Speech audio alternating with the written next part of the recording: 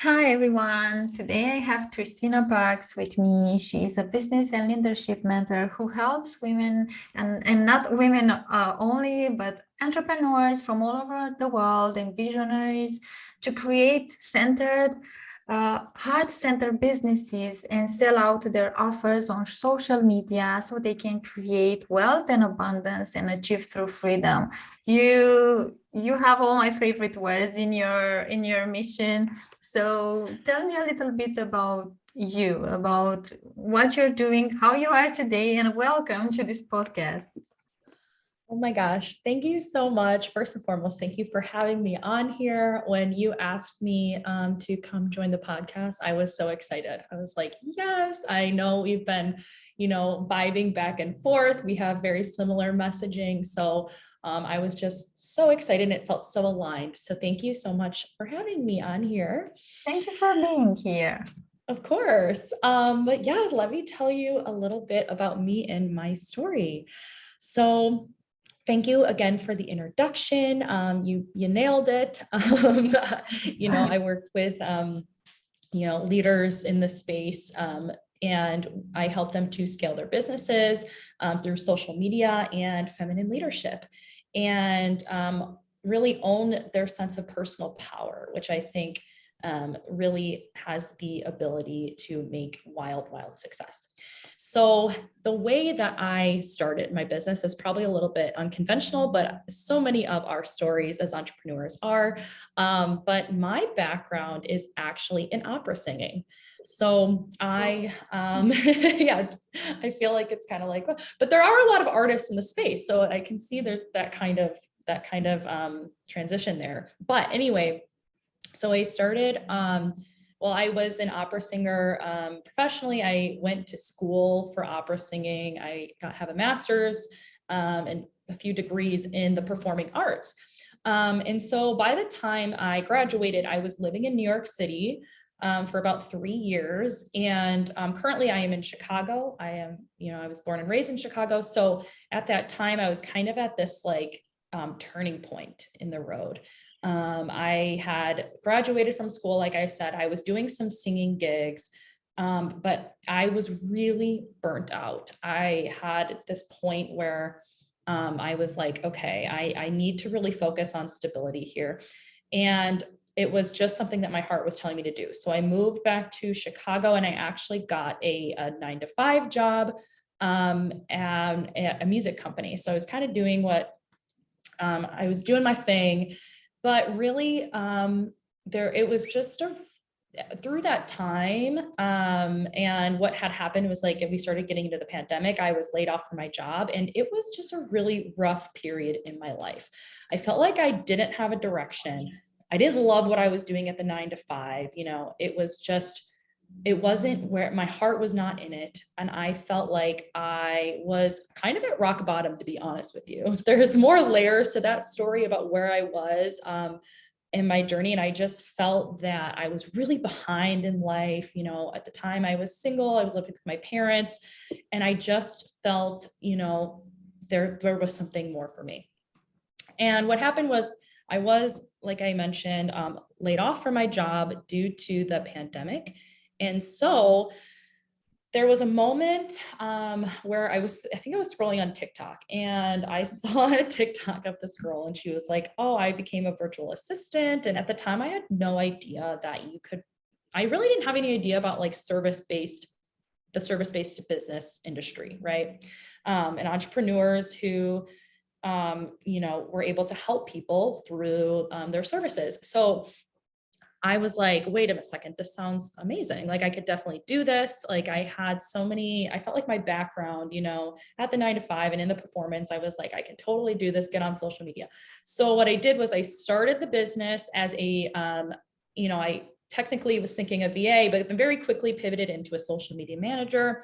So I started in October of 2020 is when I started my business Instagram account, put my first post up. And by December of that year, I'd completely booked out. That month I had 8K cash month. I had like a 30K sales month. It was like kind of like this thing blew up. And I was like, wow, this is amazing. This is more money than I've ever made in with my singing career for sure, but even with my corporate job as well. So I was just really in love with the whole online entrepreneurial space, where I was able to express myself through my content and work with amazing people and clients that I even have to this day. So from there, I realized where my true passion lies, which is in coaching.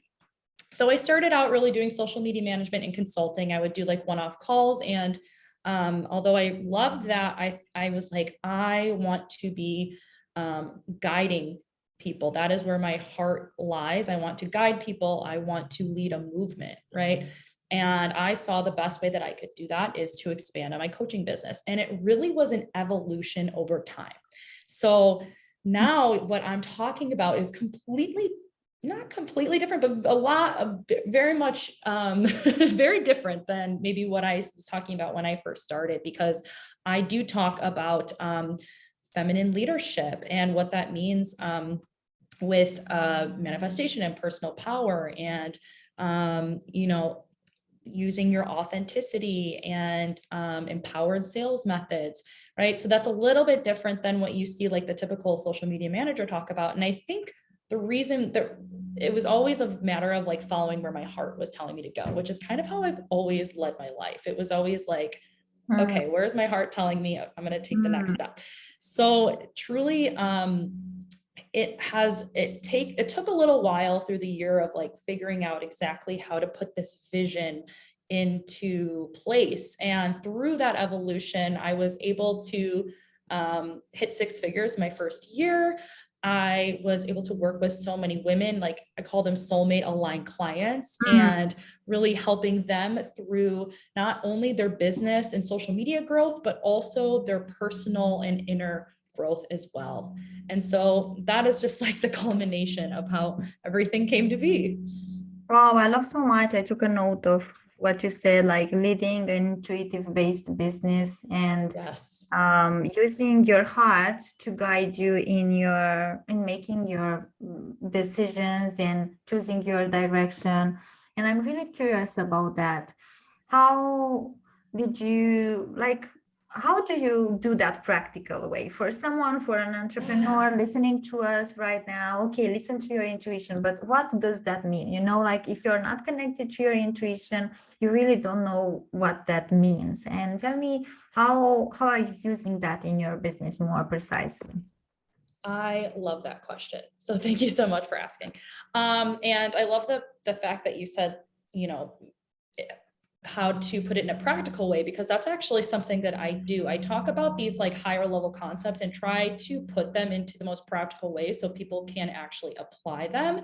And so what I focus on a lot with myself and my clients is actually balancing, and not really balancing, and I'll kind of further explain that, but I talk about the feminine energies and the masculine energy. And I felt this concept for me has truly helped me to connect with my heart and my intuition. Now I'll explain why. With a lot of entrepreneurs, we are very high achievers, right? And I came from the world of perfectionism. I came from the world of my worth was really, really tied to my achievements and what I was doing. And if I didn't perform, literally, right? Because I was a performer, up to a certain standard, I would feel terrible about myself. I had very low self-esteem, right? And my nervous system was in a constant state of fight or flight. Okay. So I think that's when you're disconnected from your intuition, that could be a sign that, is what I call the wounded masculine, right? When you're really overly attached to the outcome, which is very easy to do. Again, this is all things that are normal, I would say. I mean, there are things that it's not your fault. We've been conditioned in society to be rewarded for these things. So it's no wonder that like we really source a lot of our worth and our worthiness and how we feel about ourselves through what we do. And I, for so long, felt that way. And it really had me, my anxiety was always in this high state. And, my heart would race and things. And when you are in this state, all your body wants to do is get you to safety again. So the first thing I would do is, the first step is just acknowledging these patterns if you have them. Okay. If this is something that you can relate to, if you're somebody who like is constantly checking your phone to see like, did I get a DM? Did I get a like? Did I get, right? Like it kind of overtakes you. And if maybe you didn't get a sale or, whatever you're doing in your life, maybe you didn't, something didn't happen that day and it completely ruins your day, or it like you can't be present in the moment. This is maybe a sign that you're over in that, wounded masculine. So the first step is to just acknowledge that. And then the second step I would say is to find a place of neutrality again, of safety again, in your body, because we don't realize that our feelings, the way we feel in our body affects everything, right? Like it affects the amount of success we can have. And so if we're constantly just trying to get out of danger and what our body perceives as danger, it's going to be really, really hard to create this unrealistic and amazing success and be your true, vulnerable, authentic self and show the world all of your gifts. So we want to get in a place of that safety again. And so there's ways to do this with mindset, just like understanding these concepts can make a shift so quickly. Like, oh, wow, like I like am like, asking yourself, am I in true danger? Or is this like some conditioning that I have that I think that I'm putting my own self-worth towards, or that I'm putting all of my eggs in this basket right now, but really things are okay.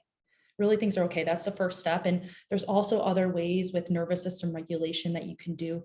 One of my favorite ways is dancing, like with feminine energy and with energy in general, it likes to move, right? Like something that I've heard once that I loved is that, we always tell people to calm down and what really your emotions want you to move through. So if you can, it's okay to feel. That's like something I always tell my clients. Like we are in the world of like, high vibe, like everyone's like, you need to be high vibe, you need to be high vibe, like all the time. And I try to I tell my clients, like, no, we have feelings for a reason.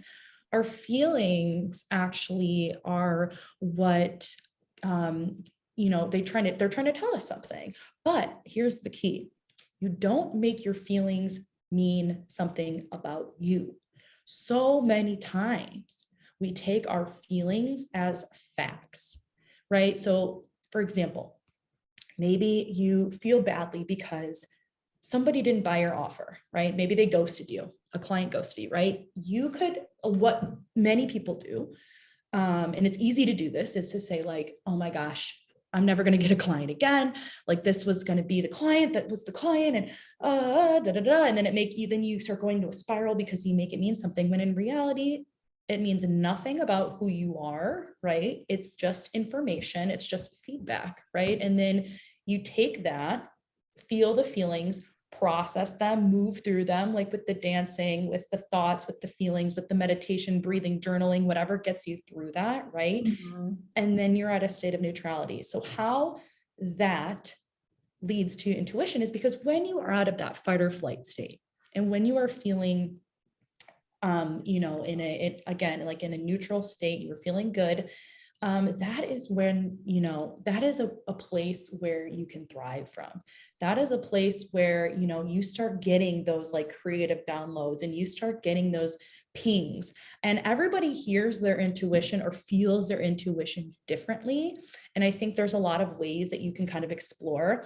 For me, it's like a yes. It's an immediate yes. And there's different ways, again, to kind of go about this. I think some people use human design and to kind of like understand more deeply, and getting an introduction to human design really helped me. But, for me, I think the biggest thing is just learning to trust yourself And that is because we know our bodies best. That's like the one thing is like, you have been living in your body obviously your entire life. So it's like, let's go back to trusting ourselves again. And I think that is the biggest part. So so taking a chance, even if something isn't logical, right? Even if it's like an intuitive, like it's something that's your body is clearly telling you, you get that feeling, try going for it. Try taking that impulse and moving with that and seeing how it unfolds. That would be a really good way to practice that. I love your recipe of for connecting with your intuition. And so first bring your body to safety. In fact, first is awareness. Identify that you may have some anxious states, that you may feel overwhelmed sometimes.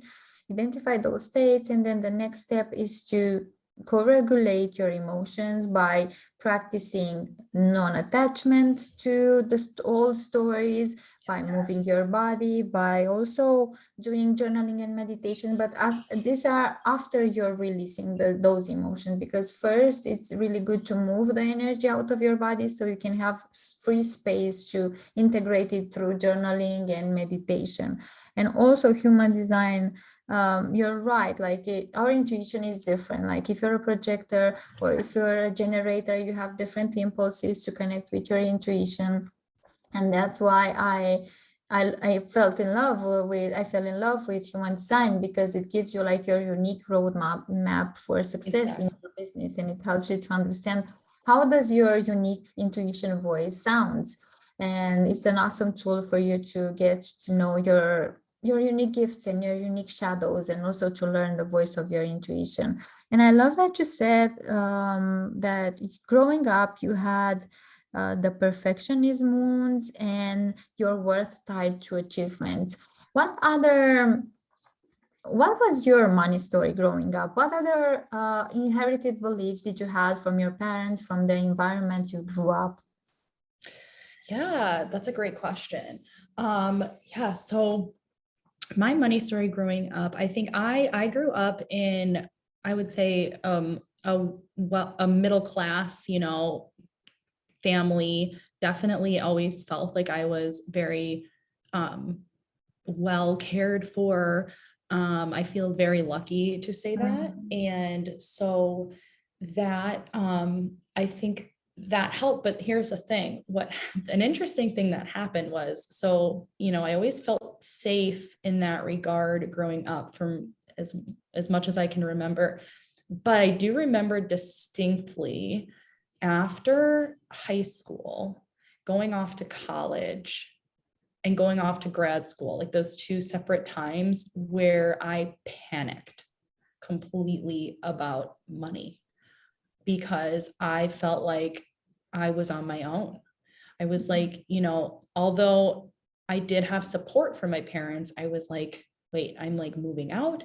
I felt like I didn't know how I was going to make it work. I didn't know how I was going to juggle this performance career, but also making the money I wanted to make that was going to be able to sustain the lifestyle I wanted to have.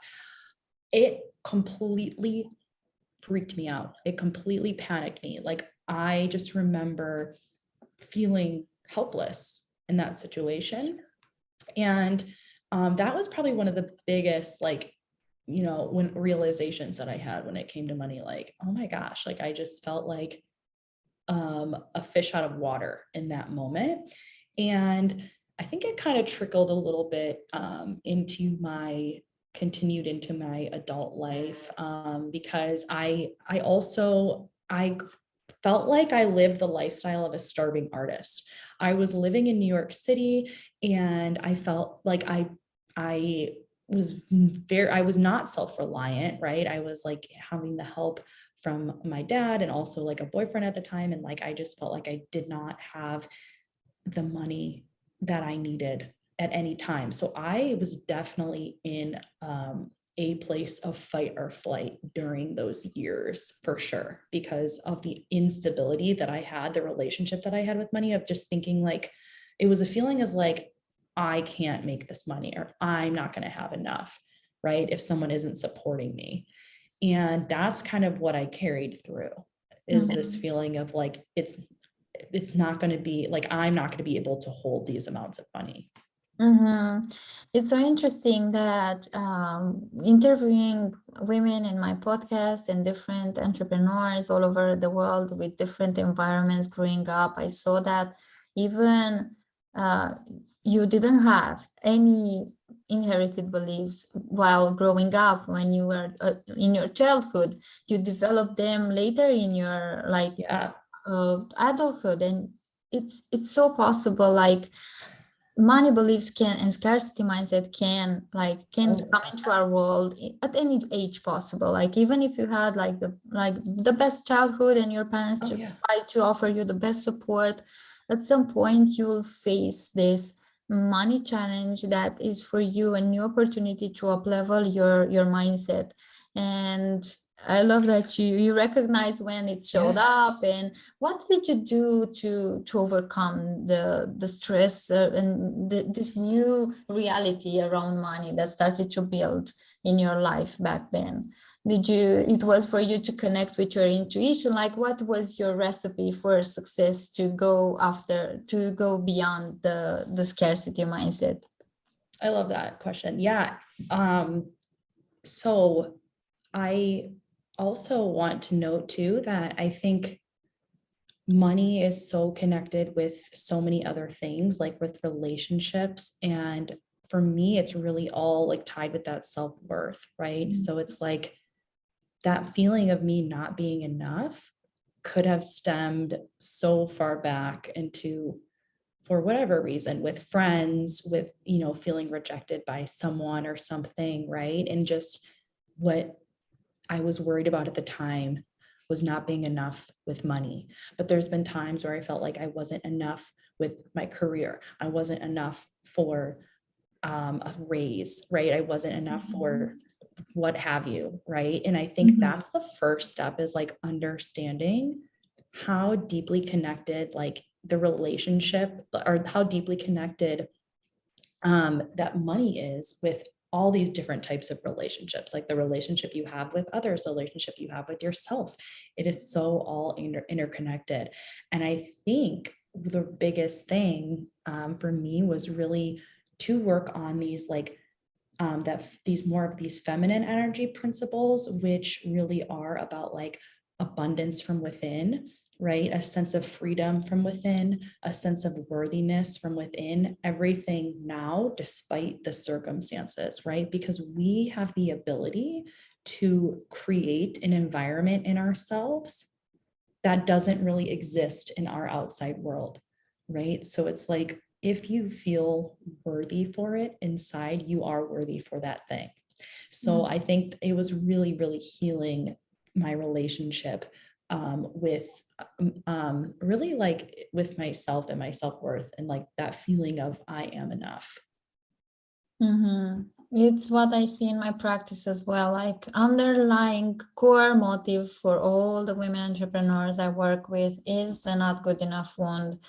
And as you said, like, that's why my modality is called subconscious money healing, because we heal all that's connected with money. And as you said, it's relationship are connected with money. Even our, like our ancestors, like not even our parents, but our grandparents and the environments they grew up in, and the wars they've been on, and all the hunger they've been on, all those beliefs are passed down through us in our subconscious. And if you're doing all the practices, and you're doing all the meditations and journaling, and also you're investing in mentors, and you're implementing all the strategies, but you still feel blocked with money, and still feel that something is taking too long for you to achieve, then it's something in your subconscious mind that 100% is connected to your worth. And it's coming maybe from your past, or maybe you learned this lesson and you forgot it. But it's always about learning to love ourselves and to prove to ourselves that we are deserving. And when we make that shift inside, it's when we attract the goals that we want in our manifested physical reality as well. And I love all the things you shared with me, and I'm so curious. What offerings do you have right now? Do you offer group support, one-to-one courses? How can our listeners work with you? Yeah, absolutely. So we have a lot going on right now. If you were new to my world and you just wanted something to plug into, I have something coming up called the Sold Out Soul with SOUL, Sold Out Business Accelerator. And that is going to be starting the last week of June. Right now, at the time of this recording, it is on early bird for $333, which is amazing. It is going to be a 5-module, 5-day masterclass series, and is basically I'm giving you all of the structure, the foundations to build and scale a heart-led, soul-led business, right? So I'm going to show you all of the things that you need in order to, scale beyond those like 5 to 10K months. We're going to be talking about the energy, the mindset, marketing and sales. And there's also going to be a Q&A session at the end. So if you're somebody who is just starting out, or even if you're somebody who just wants to do things in a more, feminine led way to scale your business with empowered strategies, it would be a perfect place to start and plug in. I also have a spot for Voxer coaching, which is one-on-one voice and text support. And I also have a new offer that's coming out in the next few months. I haven't really announced it yet, but that is going to be a group and one-on-one support to scale your business through heart-led and empowering strategies to 10K months and beyond in your business. So cool. I love how you're like multifaceted and you're offering also like one-to-one and group and master. Yes. And I really believe that. I remember one of my mentors taught me that you should have a really good solid offer, that you sell it all the time and you sell it 4 times every year, like each quarter you promote the same thing. And I got bored of it Totally launching it. I was like, I want yes to do this. I want to support people in all the ways they want. Like if they want only Voxer support, I want to be able to offer that. Or if they want one session, I want to offer that, because sometimes we only want like a clarity session, so totally yeah no 100%. And I think too it's also about doing it business your way. That's a big thing that I talk about, is literally doing it your way. There's so many different structures that people put on others. And really the way that I teach is I do give you the strategy, right? As my background as a social media manager, I have all of the